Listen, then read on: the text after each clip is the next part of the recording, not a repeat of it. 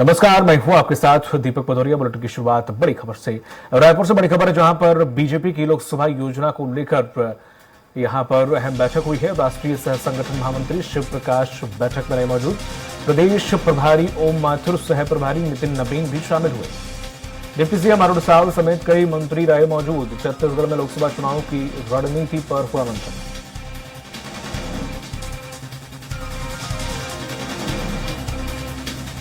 इस वक्त की बड़ी खबर में आपको बता रहे हैं, जहां पर लोकसभा योजना को लेकर बैठक हुई है। छत्तीसगढ़ की सभी सीटों पर जीत के लिए बनाई गई रणनीति। राष्ट्रीय सह संगठन महामंत्री भी इस बैठक में रहे मौजूद। प्रदेश प्रभारी और सह प्रभारी भी रहे मौजूद।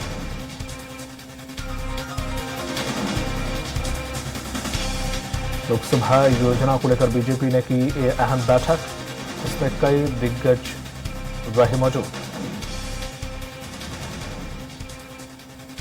राष्ट्रीय सह संगठन महामंत्री भी इसमें मौजूद हैं और प्रदेश प्रभारी ओम माथुर, सह प्रभारी नितिन नबीन भी शामिल हुए।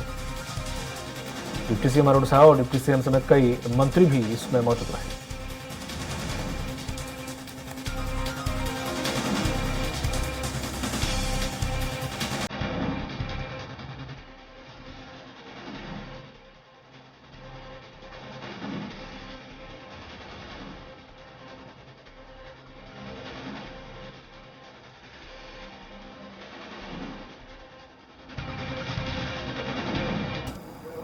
और अधिक जानकारी के साथ लाइव हमारे साथ जुड़ गए हेमंत शर्मा। हेमंत, क्या कुछ इस बैठक में रणनीति बनाई गई है, क्या कुछ एजेंडे रहे और क्या कुछ खाका या ब्लूप्रिंट तैयार किया गया है लोकसभा चुनाव को लेकर?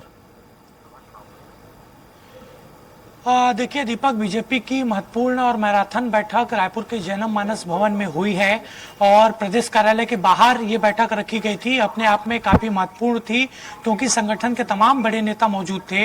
प्रदेश प्रभारी ओम माथुर इस बैठक में मौजूद थे। इसके अलावा जो राष्ट्रीय सह संगठन मंत्री हैं शिव प्रकाश, वो भी इस बैठक में थे। क्षेत्रीय संगठन महामंत्री अजय चमवाल भी इस बैठक में थे और तमाम एजेंडों पर चर्चा हुई है। खासतौर पर लोकसभा की 11 सीटों को किस तरीके से जीता जाए उसको लेकर लक्ष्य यहां पर रखा गया है। कार्यक्रम तय हुए हैं इस बैठक के अंदर और प्रमुख तौर पर बात की जाए तो इस बैठक में जो प्रदेश पदाधिकारियों की बैठक हुई थी उसमें जो चीजें निकलकर सामने आई थी उसका भी जिक्र हुआ। इसके अलावा संगठन के तमाम बड़े नेताओं ने जरूरी दिशा निर्देश तमाम लोगों को दिए क्योंकि इस बैठक में मुख्यमंत्री, दोनों डिप्टी सीएम, मंत्री, विधायक और संगठन के कुछ नेता थे, प्रदेश पदाधिकारी थे। तो सभी को निर्देशित किया गया है। खासतौर पर जिस तरीके से लक्ष्य रखा गया है कि प्रधानमंत्री के रूप में नरेंद्र मोदी को तीसरी बार देखना चाहती है बीजेपी, उसको लेकर जो लक्ष्य रखा गया है उसमें किस तरीके से छत्तीसगढ़ का योगदान हो, 11 की 11 लोकसभा सीटें किस तरीके से जीती जाए, उसको लेकर एक्शन प्लान यहाँ पर बना है।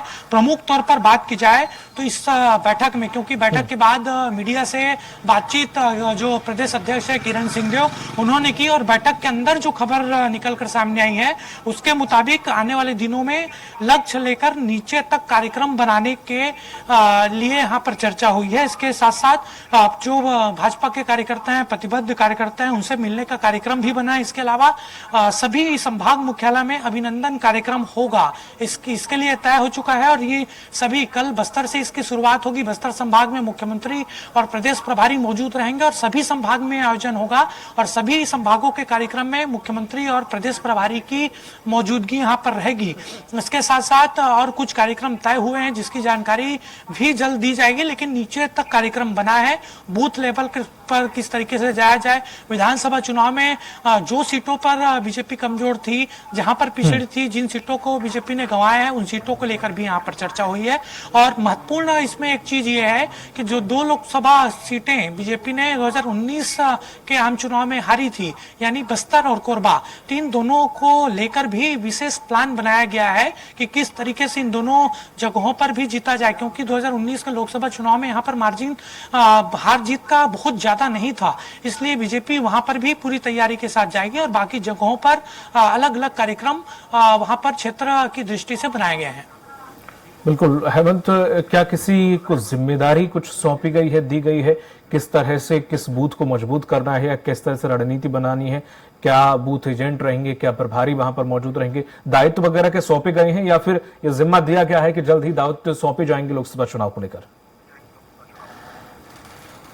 देखिए सभी जो पदाधिकारी हैं जो बैठक में मौजूद थे सभी को जिम्मेदारी वहां पर दी गई है कि किस तरीके से आप अपने अपने क्षेत्र में काम करना है, क्योंकि पिछली बैठक जब हुई थी प्रदेश पदाधिकारियों की तो उसमें अलग अलग जो पदाधिकारी हैं जिला अध्यक्ष हैं उनको कहा गया था कि आप अपने अपने जिलों में भी जाकर बैठक लें और जो बैठक में फैसला हुआ है उसको लेकर जानकारी दें। तमाम कार्यक्रम तय हुए थे, उस कार्यक्रम के साथ आगे बीजेपी बढ़ेगी।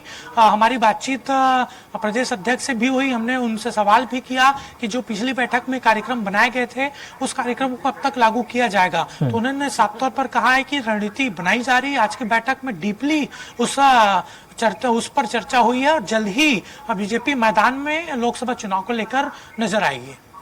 बिल्कुल हेमंत, अगर कांग्रेस की अपेक्षा बीजेपी की हम तुलना करें, बीजेपी ने पहले भी लोकसभा चुनाव में माइलेज दिया था जब वो सिमट कर 15, 16, 17 सीट पर पहुंच गई थी, तब भी यही हाल था, लेकिन इस बार तो वो बहुत ज्यादा माइलेज दे चुकी है। तो क्या बीजेपी तब जितनी कवायद कर रही थी उतनी अब कवायद कर रही है कि नहीं कर रही? क्योंकि ऐसा होता है कि हम बहुत सारी सीटें लेके आए हैं तो हम ओवर कॉन्फिडेंस में आ जाते हैं कि इस बार तो हम निकाल ही लेंगे। जब हम 15, 16, 17 पे थे तब भी हमने इतनी सीटें निकाल ली थी। हाँ देखिए दीपक, बीजेपी हर चुनाव को काफी गंभीरता से लड़ती है।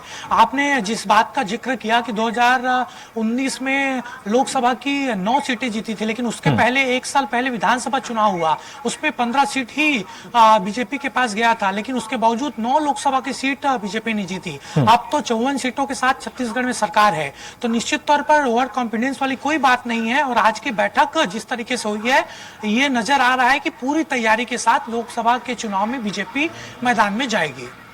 तमाम जानकारी साझा करने के लिए शुक्रिया आपका हेमंत। तो ये थे हमारे सहयोगी हेमंत जिन्होंने ये तमाम जानकारी साझा की है कि किस तरह से रणनीति बनाई जा रही, जो ये बैठक हो रही है, इस बैठक में क्या कुछ जिम्मेदारी दी जाएगी और क्या कुछ दायित्व सौंपे जाएंगे और किस तरह से जो ब्लूप्रिंट है वो तैयार किया जाएगा।